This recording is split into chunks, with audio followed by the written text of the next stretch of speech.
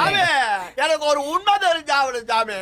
Hi மக்களே, என்ன உண்மை தெரிஞ்சாகணும் இவளுக்கு அப்படின்னு தானே யோசிக்கிறீங்க.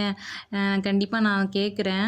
என்ன விஷயம் அப்படின்னா, எனக்கு கொஞ்ச நாளாகவே இதை வந்து பப்ளிக்கிட்ட எடுத்துகிட்டு போகலாமா வேண்டாமான்னு ஒரு பயங்கர கன்ஃபியூஷன்.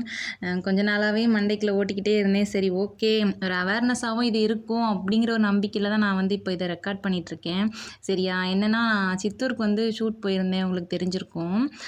ரிட்டன் வந்து ஸ்ட்ரைட்டாக பஸ் இல்லை அப்படின்னு சொல்லிட்டு வேலூர் போய் அங்கேருந்து நான் சென்னை வர மாதிரி ஆச்சு. அப்போது வேலூர் பஸ் ஸ்டாண்டில் வந்து பப்ளிக் டாய்லெட் இருக்கு இல்லையா, அந்த கட்டண கழிப்பிடம் அந்த மாதிரி, அங்கே வந்து நான் போனேன். அப்போது போகும்போது ஃப்ரெண்டில் அவங்க இதுக்கு முன்னாடி ஒருத்தவங்க கேஷ் கொடுத்தாங்க. ஜென்ஸ் தான். அவங்க வந்து 20 கொடுத்துட்டு 2 பேர் சொல்லிவிட்டு 10 ருபீஸ் ரிட்டன் எடுத்தாங்க. நான் அதை கனெக்ட் பண்ணி நானும் போயிட்டேன். நான் ஃபஸ்ட்டு உள்ளே போயிட்டேன். யூஸ் பண்ணிட்டு வரும்போது 5 ருபீஸ் கொடுக்குறேன். அந்த ஆண்டி வந்து இல்லைம்மா 10 ரூபா அப்படின்றாங்க. இல்லை ஆண்டி 5 ரூபா தானே வாங்குனீங்க அப்படின்னு. அம்மா அது ஆம்பளைங்களுக்கு 5 ரூபாம்மா, பொம்பளைங்களுக்குனா 10 ரூபாம்மா அப்படின்னு. எனக்கு ஷாக் ஆயிடுச்சு. என்னடா இது, மேக்ஸிமம் எல்லாத்துலேயும் கொஞ்சம் டிஸ்கவுண்ட்டு பெனிஃபிட்டு இதெல்லாமே வந்து லேடிஸ்க்கு தானே கொடுப்பாங்க. இவங்க என்னடா நமக்கு அதிகமாக சார்ஜ் பண்ணுறாங்க, இதில் என்ன இதுன்ட்டு நான் கேட்குறேன். ஏன் ஆண்டி அப்படி அப்படின்றேன். இல்லைம்மா ஆம்பளைங்க வந்து தண்ணி யூஸ் பண்ண மாட்டாங்க, நீங்கள் பொம்பளைங்க வந்து தண்ணி யூஸ் பண்ணாமல் வெளியே வர மாட்டீங்க.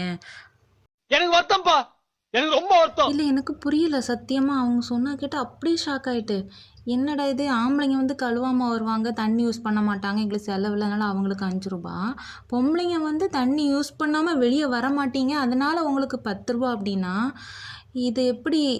இப்போ வந்து எல்லாமே வந்து ஓரளவு ஈக்குவாலிட்டி அப்படின்னு வந்துட்டுருக்குது. ஆனால் இது சுத்தம் சம்மந்தமான ஒரு விஷயம். இதை வந்து எப்படி நான் சொல்கிறது? இப்போ எப்படி நம்ம திடக்கழிவை வெளியேற்றின உடனே எப்படி நம்ம சுத்தம் பண்ணுறோமோ அதே மாதிரி தானே திரவ கழிவும். இதை வந்து ஆண்கள் பண்ண மாட்டாங்க அப்படின்னு அவ்வளோ ஸ்ட்ராங்காக சொல்லி ஒரு கட்டண கழிப்பிடத்தில் அவங்களுக்கு வந்து பாதிக்கு பாதி அமௌண்ட்டு கம்மியாக சார்ஜ் பண்ணுறாங்க அப்படின்னா இதில் எந்த அளவுக்கு உண்மை இருக்கும்? இன்னுமே மக்கள் அந்த அவேர்னஸ் இல்லாமல் இருக்கிறாங்களா, இல்லை அந்த ஆண்டி அது தெரியாமல் தான் அந்த மாதிரி சொல்லுதா? எனக்கு உண்மையிலே புரியலை. இதுக்கான உண்மையை மட்டும் கொஞ்சம் சொல்லுங்களேன் ப்ளீஸ். சரி, எது எப்படி இருந்தாலும் சரி, இனிமேல் வந்து இப்போ ஆண் குழந்தைகள் வச்சுருக்க பேரண்ட்ஸ் வந்து கொஞ்சம் சொல்லி கொடுங்க, ஓகேவா? யாராச்சும் அந்த மாதிரி இருந்தீங்கன்னா கரெக்ட் பண்ணிக்கோங்க.